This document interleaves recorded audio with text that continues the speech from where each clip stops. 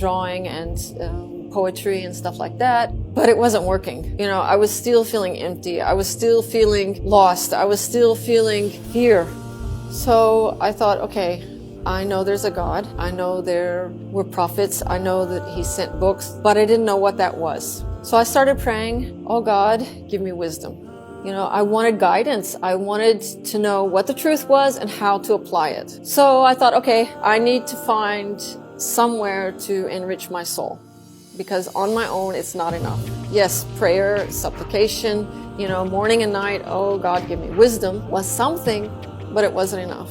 I had gone to the church that my mom had chosen, the Baptist church in the town, which was half an hour away from where I went to university. So I went there and I found people inspired by the love of God, especially their appreciation for Jesus was evident. And, you know, their care for one another, their smiling faces, their kind words, their helpful nature. This was all very appealing. And so I thought, okay, let me give that church a try. And so I started going on Sundays to this church, which was on the other side of town. It's a huge church. One of the things I liked about it was that there were no images in the church. But after going a few times, I began to realize, yeah, again, this is not what I'm looking for. This is not what's going to fulfill me, but at least I'm in an environment that's reminding me of God and that is helping me to learn some of the words of the Bible that are inspiring and fulfilling and things like that.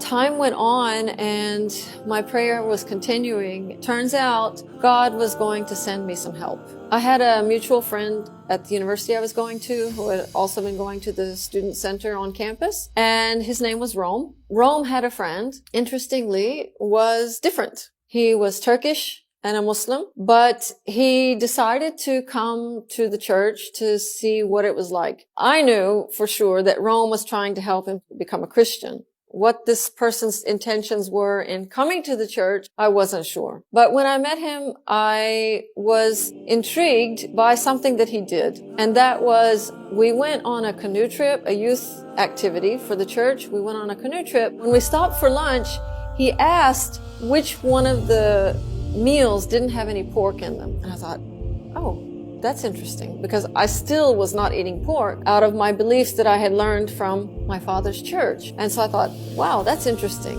You know, why is he not eating pork? And he said something about, like, it's part of my religion. And I thought, okay, that's interesting. This person turned out to be very helpful in my search, an instrument that God was using to help me. When I encountered this person in 1991, and he started bringing me little brochures from the mosque about the basics of Islam.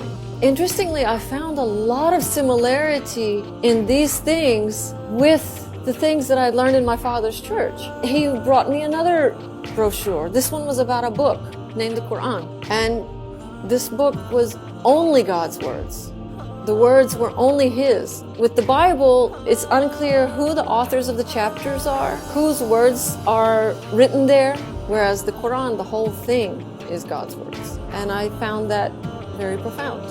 A book that's flawless, a book that's only God's words, and it's promised to be protected till the end of time. Because, by the way, the world's last prophet, Muhammad, peace be upon him, he was the one that received it. It can't be his words because he was an illiterate man and had no knowledge of the previous religions. This was pure revelation, and that inspired me.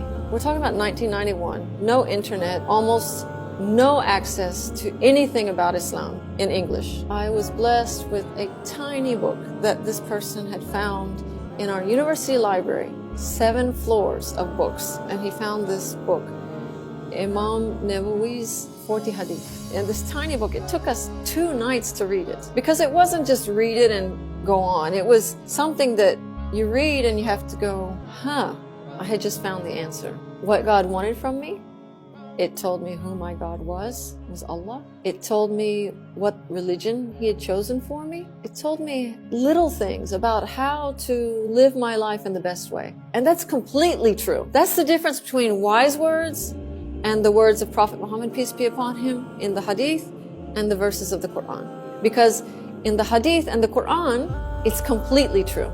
It's fully comprehensive because it is provided to us, this religion and the teachings in it are provided to us by the one who knows everything, the all-knowing. And fortunately, in Christianity, I had learned this name, the all-knowing, but I hadn't been exposed to that knowledge completely until I found Islam. So needless to say, inspired by this knowledge and this ever increasing knowledge of this way of life that's so complete, it remedies all the world's problems, or it can if it's properly applied. I was so inspired that shortly after that I became Muslim.